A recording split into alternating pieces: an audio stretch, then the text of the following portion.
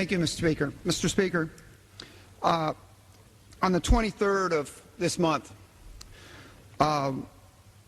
Rosalie Rosas watched her husband go off to work.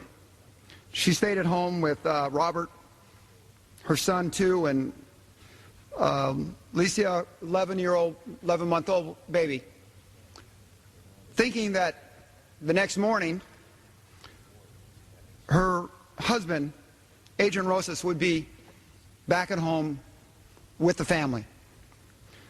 Sadly, that wasn't to be. Agent Rosas was in the Campo area of Southern California, serving the nation that he looked forward to serving for so long. A young man who had grown up in the Imperial Valley area, had served as a reservist, always looked forward to being a Border Patrol agent. While alone, he detected individuals crossing the border. Somewhere in the process of confronting the illegals crossing the border, Agent Rosas was murdered by those illegals.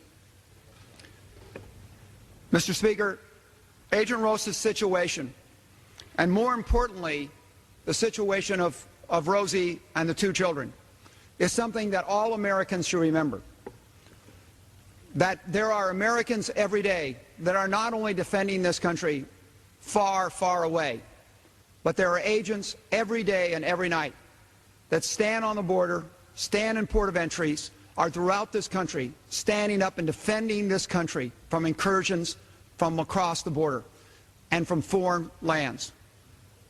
Agent Rosas died in the service of his country, was murdered in the service of his country, and Rosie and the two kids will never be the same, and neither should this country. Mr. Speaker, there are Border Patrol agents today that are in the sweltering heat of Yuma, Arizona, that are across the Texas frontier, that confront smugglers every day in New Mexico to San Diego. And they do not know which one of the individuals they're confronting is just an innocent illegal who happens to don't realize that you can't come into this country illegally anymore. Somebody that may not mean harm, but is being brought in by vicious, terrible smugglers who not only smuggle illegals but smuggle drugs. That agent doesn't know if the person they're confronting is going to surrender or draw a firearm and kill him immediately. Agent Rosas was shot in the head and killed, but he was able to wound one of his assailants, and the assailant later was detected as far up as northern California, and he was arrested there. With the cooperation of Mexican officials, we were able to apprehend individuals in Mexico. But I think that more important than talking about the crime that was committed at our border, something I think all Americans should have known was coming when we saw the violence that has occurred on the other side of the border for all too long. Americans should have known this violence was going to cross over while we continue to turn a blind eye to the illegal activity along our border, because it just wasn't politically proper to raise the issue that crime and violence is occurring along our frontier.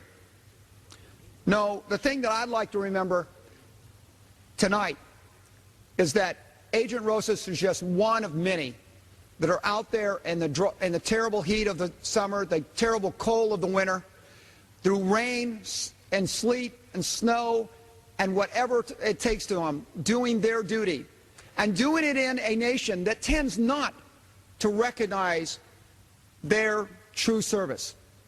Mr. Speaker, we use the word hero a lot of times in this country, and sadly we use it too often instead of using the word victim. But there's a big difference, Mr. Speaker, between a victim and a hero. A victim is someone who's at the wrong place at the wrong time and suffers for it. But a hero is someone who willfully puts themselves in harm's way at the wrong time and suffers for it. And I do not think we should, as a society, ever forget the difference between a victim and a hero. Agent Rosas is a true hero. somebody who served this country.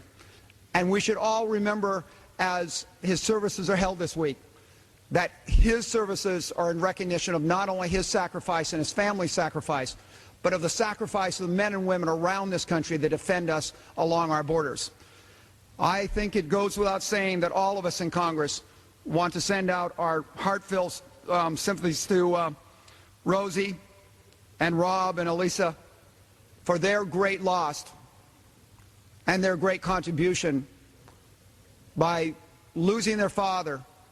I hope we all remember that there are fathers and mothers around this country that we ought to appreciate while they're alive and not just honor them when we lose them. And I